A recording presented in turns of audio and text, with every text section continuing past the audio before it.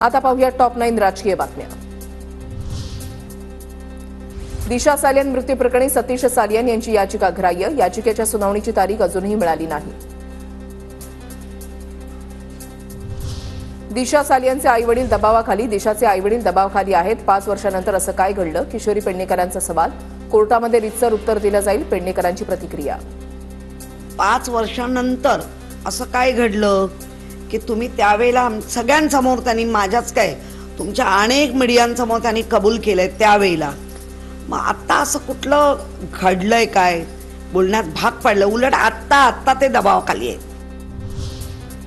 राजकारण हे व्यक्तिगत द्वेषातून करायचं नसतं। सध्या व्यक्तिगत द्वेषामधून त्रास देण्याचे प्रकार सुरू आहेत। दिशा सालियन प्रकरणावरून बाळासाहेब थोरातांची प्रतिक्रिया। असतं ते काय व्यक्तिगत नसतं, कधी व्यक्तिगत द्वेषाचं नसतं, परंतु व्यक्तिगत द्वेष निर्माण करायचा, त्याच्यातून त्रास द्यायचा हा प्रकार आहे, केवळ राजकीय प्रकार आहे आणि त्याच्यातून शेवटी निष्पन्न काही होणार नाही। परंतु तुम्ही कोणावर तरी दहशत निर्माण करताय काय ही शंका तर सगळ्यांच्या मनामध्ये, महाराष्ट्राच्या जनतेमध्ये येते आहे।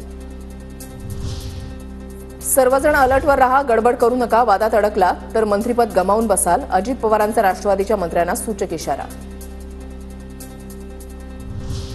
खोक्या भोसलेच्या पत्नीच्या उपोषणाचा आज 3रा दिवस। आमच्या विरोधातील अपप्रचार थांबवा, खोक्या भोसलेच्या पत्नीची मागणी। अन्याय करणारेच आझाद मैदानावर आंदोलन करतायत, खोक्या भोसलेच्या पत्नीची प्रतिक्रिया।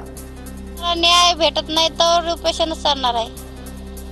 पुढच्या आरोपीला अटकच करायला पाहिजे। पुतण्यावर हाणलं, तरवाने हाणलं तरी आरोपी अटक केलंच कसं काय नाही त्यांनी?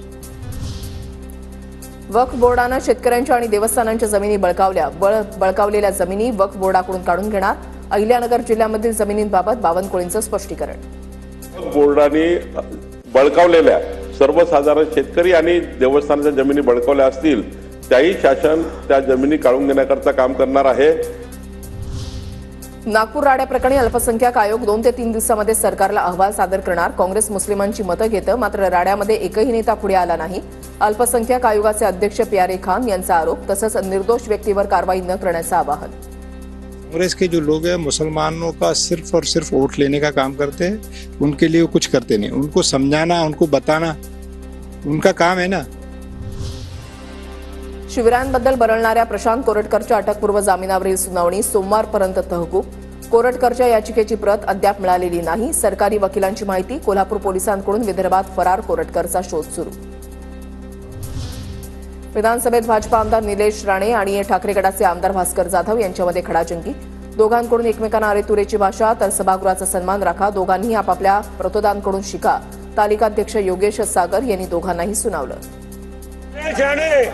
निलेश राणे आपण बसा खाली। निलेश राणे आपण प्लीज खाली बसा, खाली बसा प्लीज, बसा। भास्करराव बसा, आपण बसा खाली पहिला।